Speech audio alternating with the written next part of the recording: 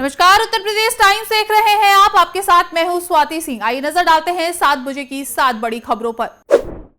सुल्तानपुर से समाजवादी पार्टी के सांसद रामभुआल निषाद के खिलाफ गोरखपुर कोर्ट ने गैर जमानती वारंट जारी किया है, जिससे उनकी मुश्किल बढ़ गई है। बता दें कि ये कार्रवाई उस समय की गई जब सांसद कोर्ट में उपस्थित नहीं हुए, जबकि कोर्ट द्वारा पहले गैर जमानती वारंट जारी किया गया था।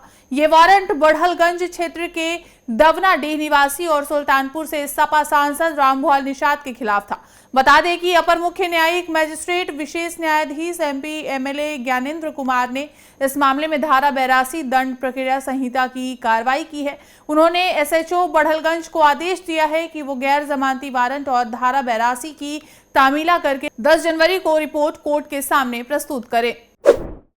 बसपा से मुजफ्फरनगर लोकसभा सीट पर चुनाव लड़े दारा सिंह प्रजापति की कॉलोनी पर मेरठ विकास प्राधिकरण ने बुलडोजर चलाया।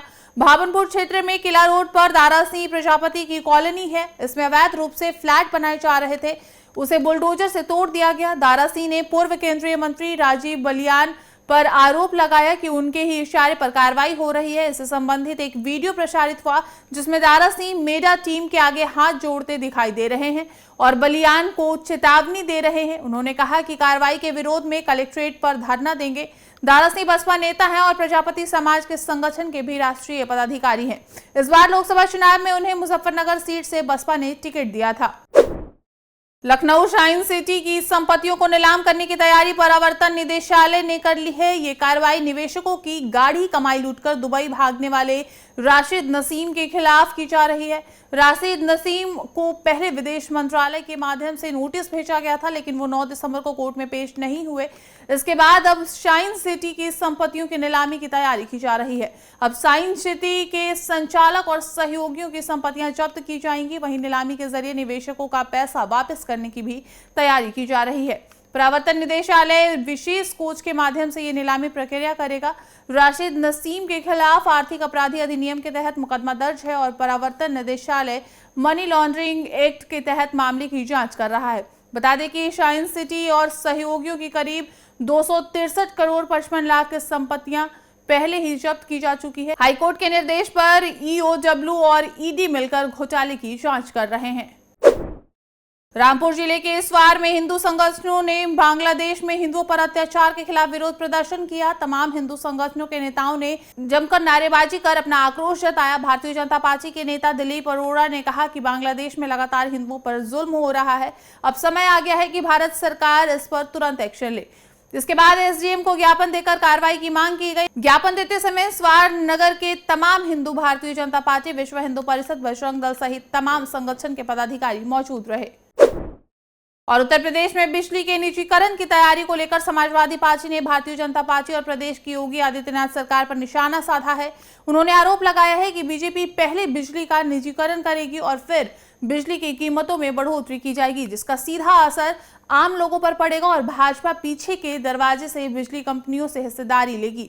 सपा अध्यक्ष अखिलेश यादव ने बिजली के निजीकरण की क्रोनोलॉजी को समझाते हुए निशाना साधा और ट्विटर पर लिखा, क्रोनोलॉजी समझिए, पहले भाजपाई बिजली का निजीकरण करेंगे, फिर भाजपाई बिजली की रेट बढ़ाएंगे और फिर भाजपाई कर्मचारियों की छटनी करेंगे। इसके बाद ठेके पर लोग रखेंगे, ठेकेदारों से कमीशन लेंगे और उसके बाद बिल बढ़ाकर जनता का शोषण करेंगे। भाजपाई बढ़े बिल का हिस्सा बिजली कंपनियों से पिछले दरवाजे से लेंगे और इसे भ्रष्ट कमाई का सरकार बनाने में इस्तेमाल करेंगे।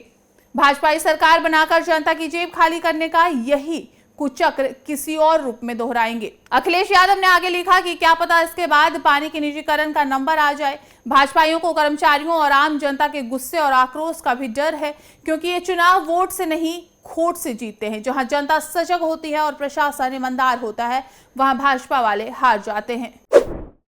सपा सुप्रीमो और उत्तर प्रदेश सरकार के पंचायती राज मंत्री ओम प्रकाश राजभर ने रविवार को बूढ़नपुर तहसील क्षेत्र के अतरौलिया विधानसभा के गांधी इंटर कॉलेज कौड़िया में महिला जागरूकता महासम्मेलन को बतौर मुख्य अतिथि संबोधित कर रहे थे। उन्होंने कहा कि विपक्ष लोग पीडीए की बात करते हैं, उनके पीडीए का मतलब परिवार डेवलपमेंट अथॉरिटी है और ओम प्रकाश राजभर ने कहा कि असली पीढ़ी तो मोदी जी के साथ है।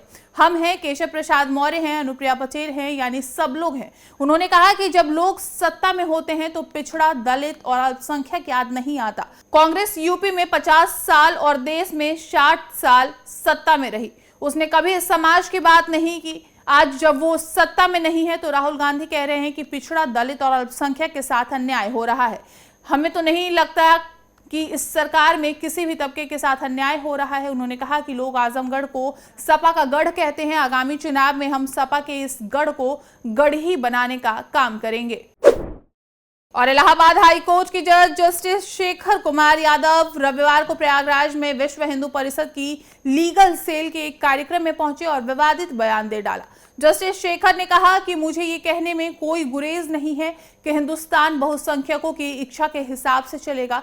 मैं ये बात हाई कोर्ट के जज के तौर पर नहीं बोल रहा। परिवार या समाज में जो बात ज्यादा लोगों को मंजूर होती है वही स्वीकार की जाती है। उन्होंने अपने संबोधन में कहा कि कचमुल्ला शब्द गलत है, लेकिन ये कहने में परहेज नहीं है क्योंकि वो देश के लिए बुरा है। वो जनता को भड़काने वाले लोग हैं। देश आगे न बढ़े इस प्रकार की सोचने वाले लोग हैं, उनसे सावधान रहने की जरूरत है। जस्टिस शेखर कुमार यादव ने यूनिफॉर्म सिविल कोड पर कहा कि ये देश भारत है, यहाँ रहने वाले भारतीय हैं। देश एक है और संविधान एक है तो कानून एक क्यों नहीं। देश के महापुरुषों का अनादर करने का अधिकार नहीं है। इस देश में हलाला 3 तलाक नहीं चलने वाला है। फिलहाल इस बुलेटिन में इतना ही। ऐसी और भी खबरों के लिए बने रहे हमारे साथ और देखते रहे उत्तर प्रदेश टाइम्स। हम हैं देश के दिल, उत्तर प्रदेश की धड़कन, उत्तर प्रदेश टाइम्स।